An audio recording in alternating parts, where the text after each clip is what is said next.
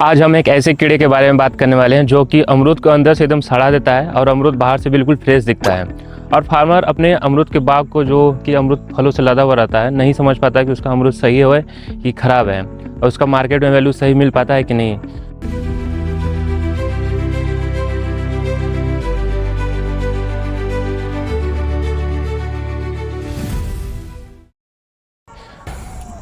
तो नमस्कार दोस्तों, मेरा नाम राहुल गुप्ता है। मैं आचार्य नरेंद्र कृषि एवं प्रौद्योगिकी विश्वविद्यालय कुमारगंज अयोध्या से ऑनर्स एग्रीकल्चर की पढ़ाई कर रहा हूं। अभी मेरा बीएससी एग्रीकल्चर थर्ड ईयर चल रहा है।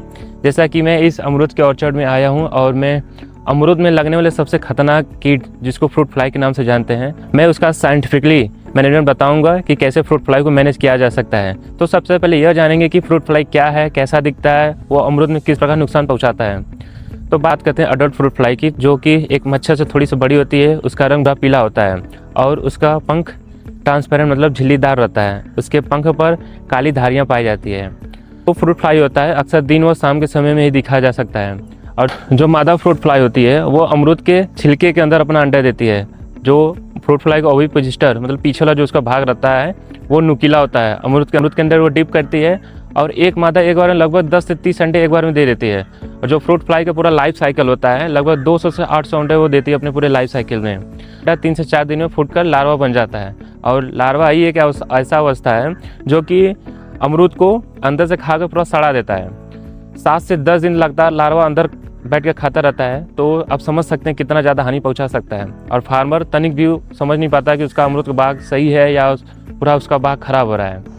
जब लार्वा बड़ा हो जाता है तो वो अमरूद में से निकल कर वो मिट्टी में चला आता है। और मिट्टी में आने के बाद अपना नेक्स्ट स्टेज जो कि उसका प्यूपा स्टेज होता है और प्यूपा के बाद अडल्ट फ्रूट फ्लाई बनता है। उसके बाद अडल्ट फ्रूट फ्लाई अंडे देती है, उसका वही साइकिल चलता रहता है।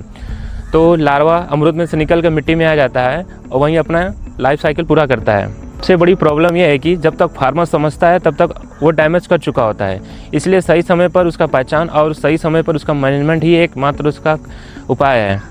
तो पहला मेथड हम लोग कल्चरल यूज़ करेंगे। कल्चरल मेथड में बेसिकली होता है कि हम लोग जब अमरूद का ऑर्चर्ड खाली रहेगा तो उसमें समर डिप्लॉइंग कर देंगे।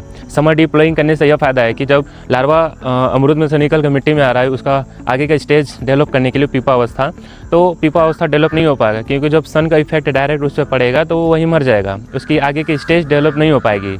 फिर उसके बाद हम लोग ये देखेंगे कि जो अमरूद का फल सड़ा हुआ रहता है अगर वो नीचे गिरा हुआ रहता है उसको हम लोग खुला ऐसे नहीं छोड़ेंगे। उसको उठाकर हम लोग कहीं दूर गड्ढे में लगभग एक रिकमेंडेड होता है 50 से 60 या उससे अधिक भी डाल सकते हैं। उसको हम लोग वहीं डाल कर दबा देंगे और इन्फेक्टेड फ्रूट को इधर उधर नहीं फेंकेंगे। उसको एक जगह कलेक्ट करेंगे, एक जगह गड्ढे में कहीं डाल देंगे। फिर उसके बाद अगर कल्चरल से नहीं कंट्रोल होता है तो हम लोग एक विधि अपनाते हैं जिसको ट्रैप टेक्नोलॉजी बोलते हैं। ट्रैप टेक्नोलॉजी में बेसिकली एक बोतल का एक बॉक्स रहता है सकते हैं। अभी एक हमारे हॉर्टिकल्चर ट्रैप टेक्नोलॉजी ये लगाया गया है, तो इसके बारे में अभी आप लोगों को बताता हूँ कैसे इसका यूज़ किया जाता है। ये हम लोग के हॉर्टिकल्चर में ट्रैप टेक्नोलॉजी यूज़ किया गया है। इसमें आप देख सकते हैं एक धागा है और धागे के सहारे एक लकड़ी का गुटका लटकाया गया है। लकड़ी का गुटका क्यों लटकाया गया है? क्योंकि मिथाइल यूजेनाइल एक कंपाउंड है जिससे जो एक फीमेल फ्रूट फ्लाई होती है वो इससे अट्रैक्ट होती है।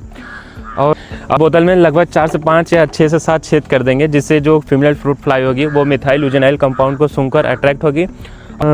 एक विषय ध्यान देंगे, बोतल के नीचे वाले हिस्से में पानी भर देंगे और पानी में हम लोग कोई सा एक इंसेक्टिसाइड मिला देंगे। अगर कोई सा इंसेक्टिसाइड नहीं मिल रहा है तो मैलाथियान जो 50 EC का आता है उसको 1 से 2 बूंद पानी में मिलाकर छोड़ देंगे। जब female fruit fly methyl eugenol compound की वजह से अट्रैक्ट होगी और पानी की सतह पर आने के बाद इंसेक्टिसाइड पानी में वैसे ही रहेगा तो वो वहीं मर जाएगी। तो अभी मैं आपको बोतल में दिखा रहा हूँ फ्रूट फ्लाई यहाँ अट्रैक्ट हुआ है। तो आप बोतल में देख सकते हैं ये फ्रूट फ्लाई यहाँ पे है और भी यहाँ पे थी, अभी यहाँ पे अट्रैक्ट हुआ है। इसमें फंस चुकी है, वो नहीं निकल पाएगी इसमें से अब। तो अगर ट्रैप टेक्नोलॉजी से भी कंट्रोल नहीं होता है तो लास्ट में एक केमिकल मेथड हम लोग यूज़ करते हैं। केमिकल मेथड यूज़ करने के लिए फार्मर सबसे ज़्यादा कंफ्यूज हो जाता है कि फार्मर को समझ नहीं आता है कि केमिकल कंट्रोल क्या क्या करें, कैसे करें, कितनी उसकी मात्रा करें। ये फार्मर को कुछ नहीं समझ में आता है। तो सिंपल विधि है केमिकल कंट्रोल के लिए। बाइट स्प्रे बेसिकली होता है कि जो फ्रूट फ्लाई होता है वो मीठी चीज़ों को सुनकर अट्रैक्ट होती है और मीठी चीज़ वो रहेगा गुड़ या शुगर को हम लोग इसमें केमिकल के साथ मिलाकर पेड़ के 1 से 2 हिस्सों पर हम लोग छिड़काव करते हैं जिससे जो फ्रूट फ्लाई होती है वो अट्रैक्ट होती है और खाती है जब तो वहीं वो मर जाती है।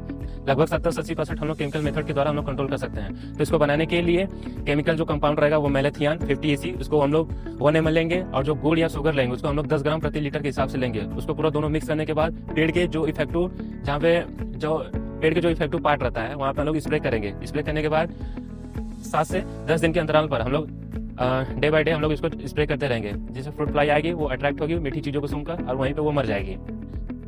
आज के लिए इतना ही। अगर मेरा वीडियो थोड़ा सा भी आपको अच्छा लगा तो मेरे चैनल को लाइक शेयर सब्सक्राइबर जरूर करें और मुझे इस चैनल के माध्यम से जरूर बताएं कि आपके अमरूद के बाग में फ्रूट फ्लाई का कितना अटैक है, कितना फल इफेक्ट हुआ है, कितना सेफ है। और मिलते रहेंगे ऐसे वीडियो में। जय हिंद, जय भारत, जय जवान, जय किसान।